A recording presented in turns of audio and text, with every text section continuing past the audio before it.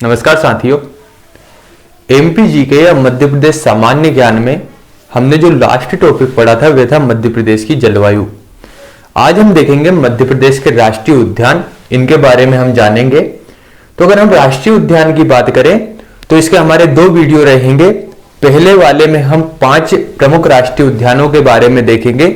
शेष जो राष्ट्रीय उद्यान रहेंगे उनका हम अगले वीडियो में अध्ययन करेंगे। तो अगर आप चैनल पर नए आए हैं तो चैनल को जरूर सब्सक्राइब करें व बेल आइकन को दबाना ना भूलें। आपको यहाँ पर एमपी जीके, एमपी करंट, साथ ही वीकली करंट अफेयर्स एवं हिस्ट्री की क्लासेस मिलेगी। तो अगर हम मध्य प्रदेश के राष्ट्रीय उद्यान की बात करें तो हमें यहाँ पर 2 चीजों को पढ़ना है, एक राष्ट्रीय उद्यान और दूसरा अभ्यारण्य।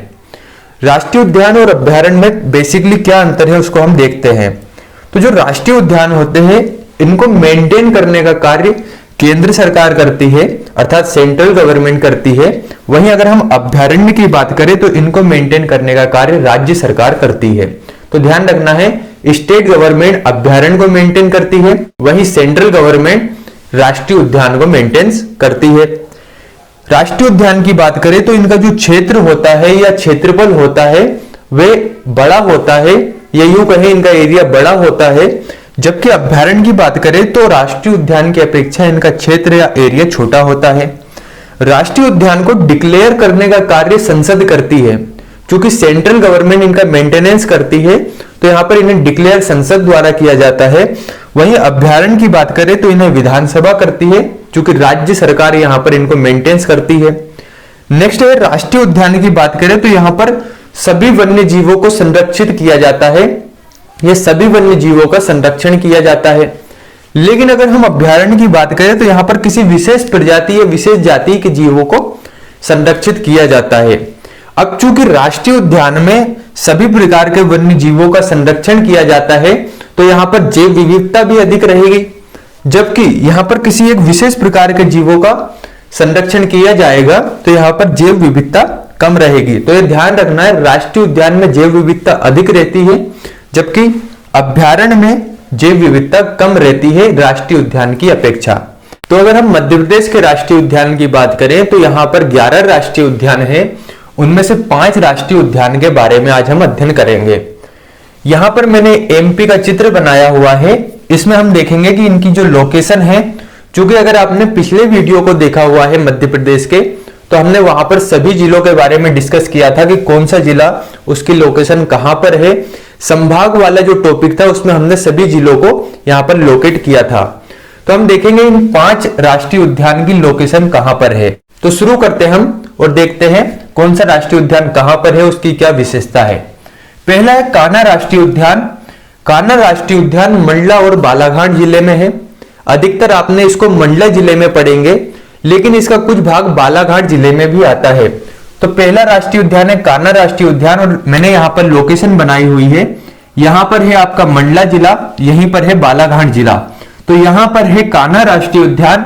अगर कान्हा राष्ट्रीय उद्यान की बात करें तो यह मध्य प्रदेश का सबसे बड़ा राष्ट्रीय उद्यान है। इसका जो क्षेत्रफल है वह है 940 वर्ग किलोमीटर। तो ध्यान रखना है, मध्य प्रदेश का सबसे बड़ा राष्ट्रीय उद्यान है कान्हा राष्ट्रीय उद्यान। नेक्स्ट अगर हम बात करें तो 1933 में यह अभ्यारण्य बना।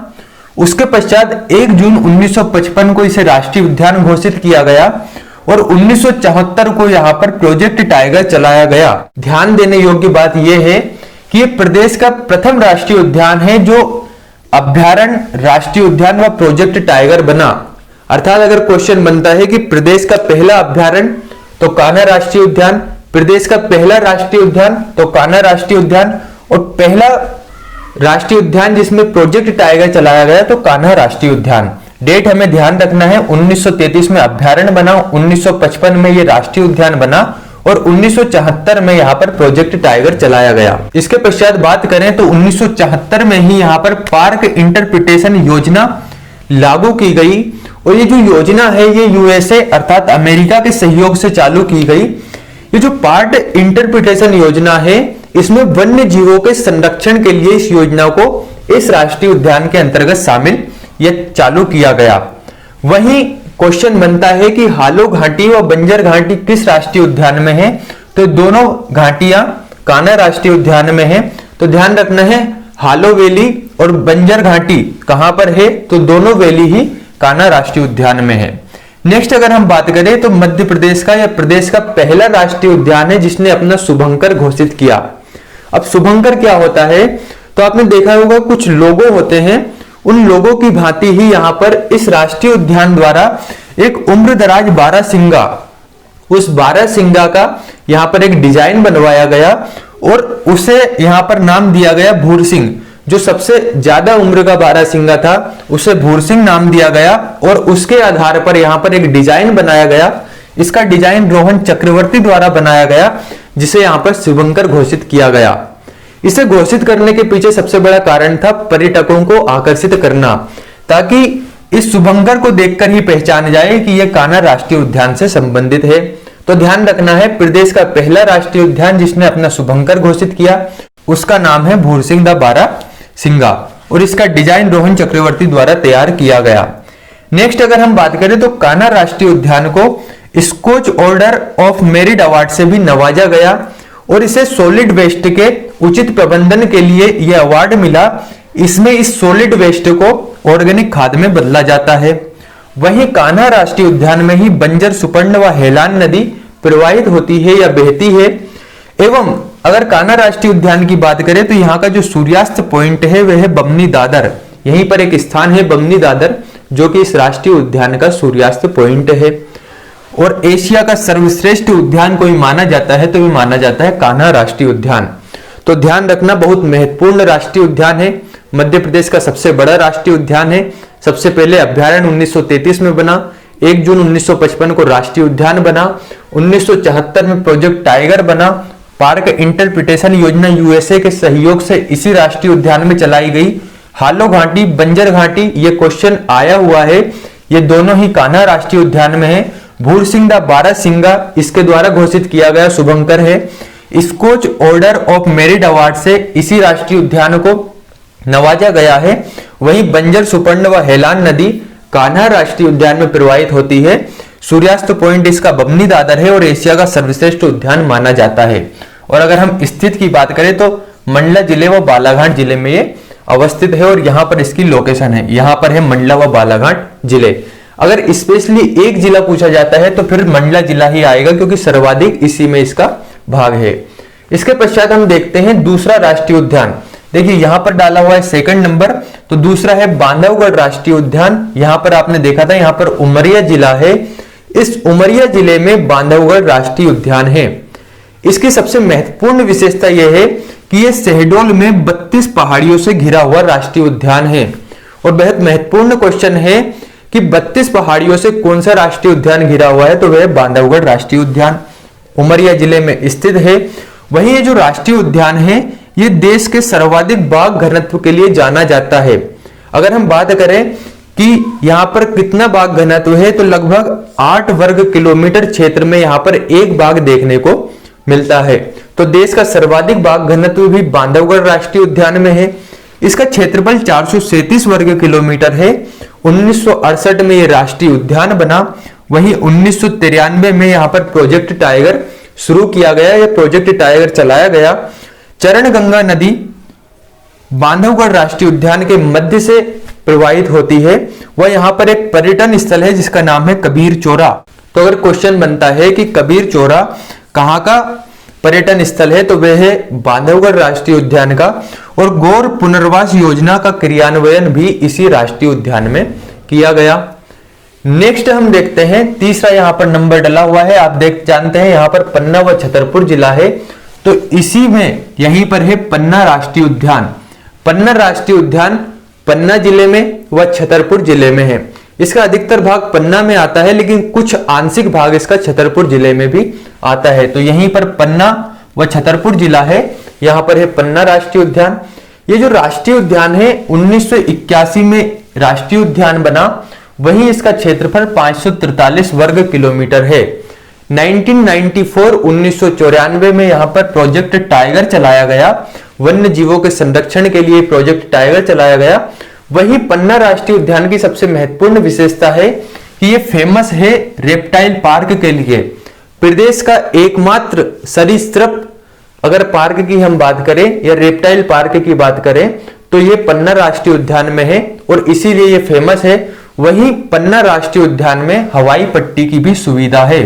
तो ध्यान रखना है, हवाई पट्टी की सुविधा किस राष्ट्रीय उद्यान में है, तो वह पन्ना राष्ट्रीय उद्यान। इसके पश्चात नेक्स्ट राष्ट्रीय उद्यान है पेंच राष्ट्रीय उद्यान। इसे इंदिरा गांधी प्रियदर्शनी पार्क के नाम से भी जाना जाता है और सिवनी और छिंदवाड़ा जिले में यह अवस्थित है। तो फोर्थ नंबर है पेंच राष्ट्रीय उद्यान, यहां पर है चौथा नंबर आपका पेंच राष्ट्रीय उद्यान, यहीं पर सिवनी व छिंदवाड़ा जिले हैं। इस राष्ट्रीय उद्यान की बात करें तो 293 वर्ग किलोमीटर इसका क्षेत्रफल है और 1975 में यह राष्ट्रीय उद्यान बना। 1983 में यहां पर प्रोजेक्ट टाइगर शुरू किया गया। नेक्स्ट अगर हम बात करें तो इस राष्ट्रीय उद्यान को मोगली लैंड के नाम से भी जाना जाता है। जैसा कि आपने नाम सुना होगा मोगली, तो मोगली द जंगल बुक, जिसके राइटर या कहें इस बुक को रुडयार्ड किपलिंग द्वारा लिखा गया। ये जो बुक लिखी गई थी, ऐसा माना जाता है जो पेंच राष्ट्रीय उद्यान है, इसी राष्ट्रीय उद्यान के आसपास आप जानते हैं कुछ बस्तियां भी रहती हैं जहां पर लोग निवास करते हैं। तो यहाँ पर जो राष्ट्रीय उद्यान था, यहाँ से कुछ भेड़िए निकलकर बस्ती में पहुंचे, वहां से किसी बच्चे को उठाकर ले आए जंगल में, लेकिन उन्होंने इस बच्चे को मारा नहीं। परिणाम स्वरूप ये बच्चा वहीं पर रहने लगा और धीरे धीरे इन्हीं की तरह बर्ताव करने लगा, इन्हीं की तरह इसका रखरखाव हो गया, इन्हीं की तरह इसका बर्ताव हो गया। इस बात की जानकारी जब रुडयार्ड किपलिंग को पता चली तो रुडयार्ड किपलिंग भारत आए, वहां के स्थानीय लोगों से मिले, इसके बारे में जानकारी प्राप्त करी और जब पेंच राष्ट्रीय उद्यान में इन्होंने इस प्रकार की चीजों को देखा तो इन्होंने इसके ऊपर एक बुक लिखी जिसे मोगली द जंगल बुक कहा गया। इस बुक को लिखने वाले हैं रुडयार्ड किपलिंग और इन्हें साहित्य के क्षेत्र में इसी बुक के कारण नोबेल पुरस्कार से भी सम्मानित किया गया। तो चूंकि मोगली को पेंच राष्ट्रीय उद्यान में खोजा गया, जिसके कारण इसे मोगली लैंड या मोगली भूमि भी कहा जाता है और मोगली द जंगल बुक जिसके राइटर है रुडयार्ड किपलिंग। वहीं पेंच राष्ट्रीय उद्यान बाघों के लिए भी प्रसिद्ध है। अगला राष्ट्रीय उद्यान की बात करें तो माधव राष्ट्रीय उद्यान, ये शिवपुरी जिले में है। 5वां नंबर है, तो हम देखते हैं यहाँ पर है शिवपुरी जिला, यहाँ पर है माधव राष्ट्रीय उद्यान। NH3 व NH25 नेशनल हाईवे इसी राष्ट्रीय उद्यान में से गुजरते हैं। वहीं ये जो राष्ट्रीय उद्यान है इसी में जॉर्ज कैसल भवन भी है। महत्वपूर्ण क्वेश्चन है, ध्यान रखना कि जॉर्ज कैसल भवन किस राष्ट्रीय उद्यान में है, तो माधव राष्ट्रीय उद्यान। 1958 में यह राष्ट्रीय उद्यान बना। सांग सागर झील का निर्माण भी यहीं पर हुआ है और ये जो सांग सागर झील है यहाँ पर प्रवासी पक्षी भी आते हैं, इसमें मगर सफारी भी होती है। वहीं तात्या टोपे की समाधि भी माधव राष्ट्रीय उद्यान में है और मनिहार नदी भी इसी राष्ट्रीय उद्यान में प्रवाहित होती है। तो ये आज के मध्य प्रदेश के 5 प्रमुख राष्ट्रीय उद्यान एक बार और हम देखते हैं। कान्हा राष्ट्रीय उद्यान मंडला और बालाघाट जिले में है, मध्य प्रदेश का सबसे बड़ा राष्ट्रीय उद्यान है। 940 वर्ग किलोमीटर इसका क्षेत्रफल है। 1933 में यह अभ्यारण्य बना, 1 जून 1955 को राष्ट्रीय उद्यान और 1974 को प्रोजेक्ट टाइगर।